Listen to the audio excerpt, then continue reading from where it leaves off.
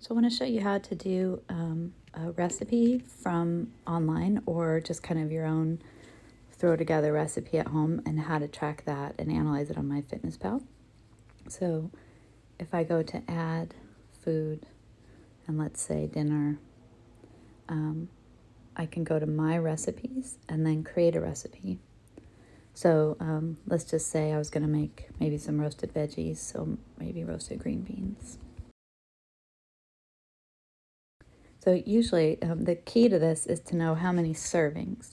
So I often do this analysis after I've already made the thing that I'm trying to analyze. So I would measure out how many green beans I used, either by pound or cups or something, and measure out how much olive oil and salt, and then I would roast them. And then from there, I would decide how many servings it was going to be when it was done.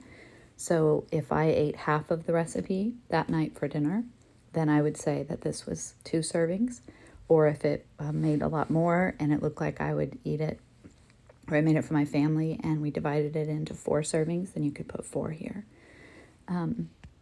So that's really key to getting the nutrient analysis right, is to know how many servings, and it really is just kind of up to you how many you divide it into.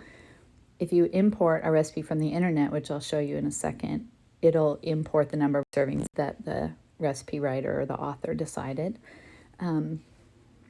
And then you can adjust that if you used it for more or less. If you're making something, like I made a recipe for a breakfast quinoa, and I kind of was just doing it myself and coming up with amounts. Once I was done cooking the entire recipe, I actually got out a measuring cup and measured how much the whole recipe made, and it happened to make exactly 8 cups.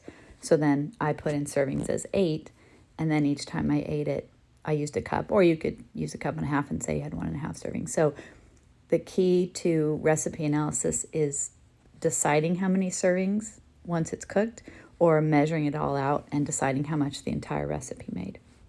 So if you're going to do something simple, like roasted green beans yourself, so you could say 1.5 pounds of green beans and 1 tablespoon of olive oil and maybe a 1/4 teaspoon salt. So you could use it for something as simple as this. If you're making it for dinner and you just wanted to know, you wanted to log the roasted green beans that you had for dinner, this would be an easy way to do it. So from here, you just push the upper right corner arrow, and MyFitnessPal is going to match the ingredients the best it can. And it's really important to scan here and make sure, because sometimes it doesn't match right, and that's why it's asking you in the little blue bar, do these matches look right? A quick scan of that.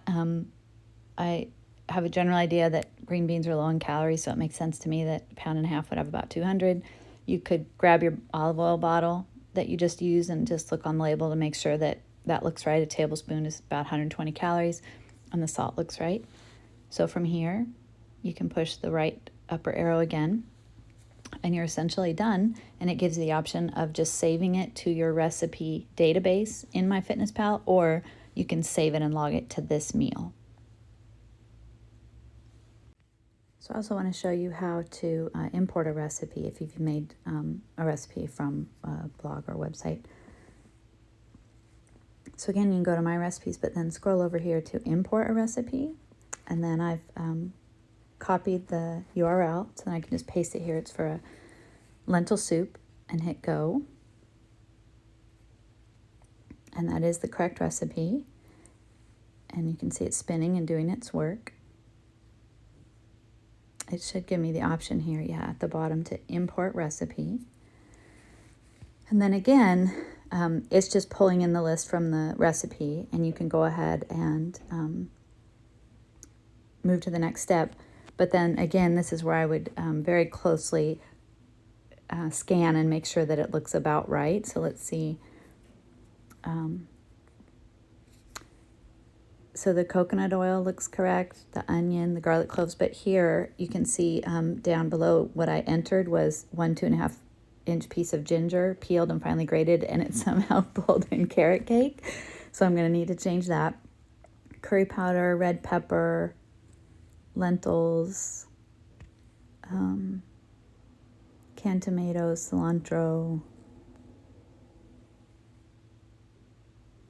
And then this is actually a really common problem.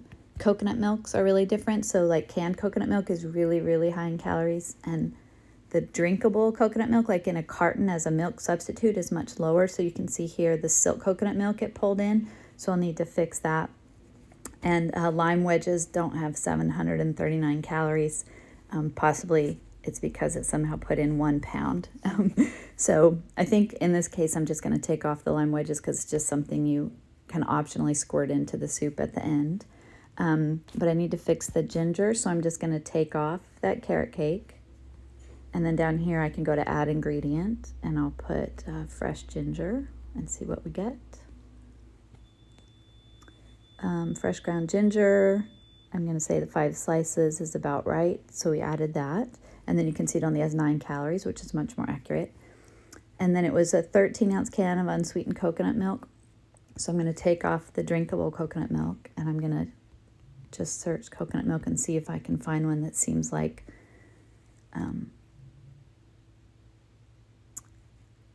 the Thai coconut milk looks correct. Coconut Dream is not correct. I happen to know the Goya brand is a canned coconut milk that I use for cooking a lot. And then you can click on the serving size, and it was a 13.5-ounce container, and I'm just going to, for ease, choose that, the 14-ounce container. And then you can see the calories are much higher, 651. So I think now it's correct. So now we can click on the next step, and then you can see that they have chosen, the authors of the recipe have chosen 4 servings, and the calories look reasonable to me, so then I'm going to go ahead and save it and log it, and then just click here. And there it added it to my dinner. So hopefully that makes sense. It is a few steps, but it just takes a few moments, and I find it's so convenient when it's something like the chocolate quinoa that I made for breakfast. I made it as a batch. It turned into 8 servings, so I'm going to eat it for breakfast for the next 8 mornings. And once I put the recipe in, then it's in I don't have to redo it each time. I can just choose it off of my recipe list, and it's very convenient. So hopefully this was helpful.